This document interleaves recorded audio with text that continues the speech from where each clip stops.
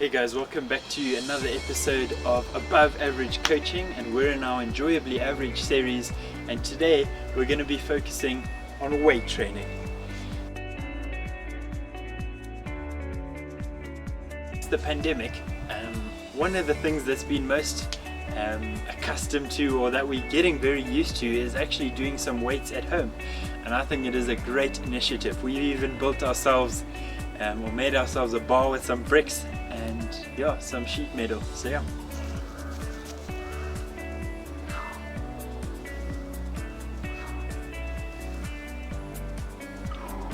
So weight training is actually not that easy to do very well. And if you're like me and you haven't done it very much before this pandemic, here's some tips or some things which you can think about before you hit your next session.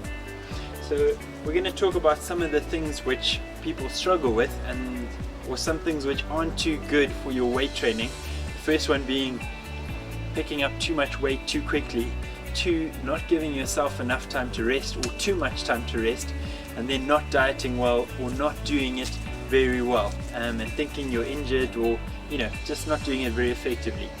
So today we're going to just tackle a few of those things. So we had this module called Peak Performance this year, and we tackled the idea of periodization and how to get your body ready to deal with stimulus or training. And so we're going to use this model here called the Stimulus Fatigue Recovery Adaptation Model. And so it's pretty simple. So if you're like me and you started out with your workouts with chest on Monday, do back on Tuesday, Wednesday shoulders, Thursday arms, and Friday legs, this is not too bad. But if you have slightly smaller pec muscles, or just muscles in general that are a bit smaller like me, we don't actually need a full week for our body to recover. So let's look at this model quickly. So this is our baseline performance, this line across here. And so that is 0, that's how you feel on Monday when you go into the gym for the first time. So let's say on Monday we smash chest. So immediately after having a session, our performance is definitely going to decrease. And so on Tuesday, we can see that our performance has decreased.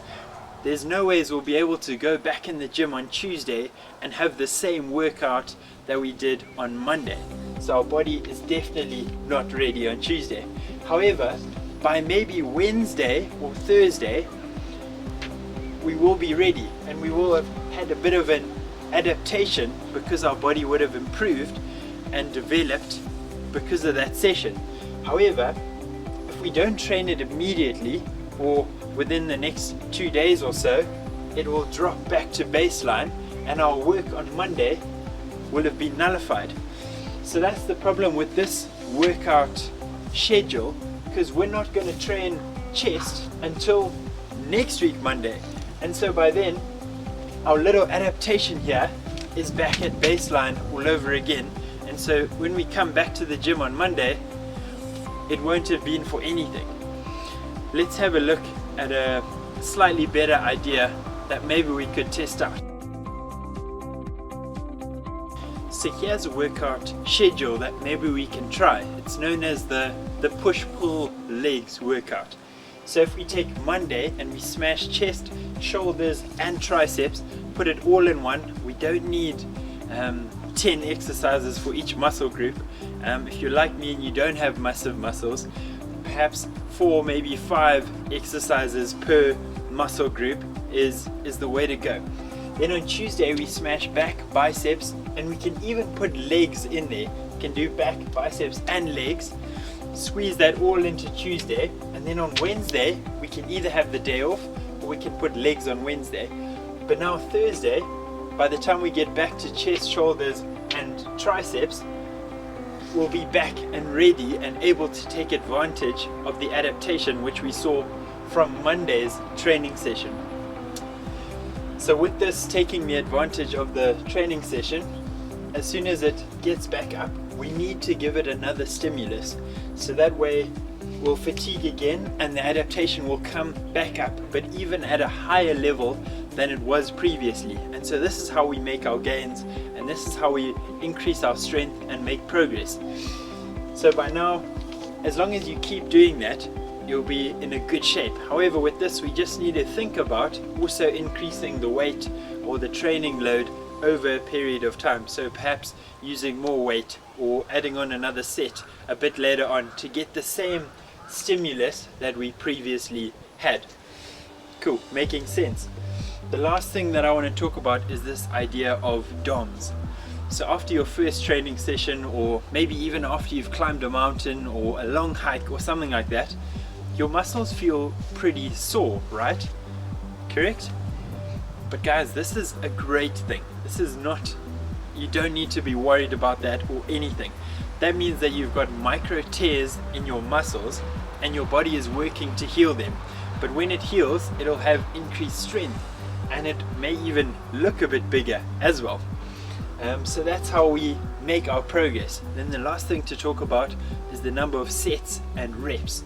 So a good idea is maybe 4 sets, 3 or 4 sets of, so if you're going purely to increase your muscle mass and not too worried about strength yet, we don't worry about strength yet, we'll leave that to once we have a bit of experience.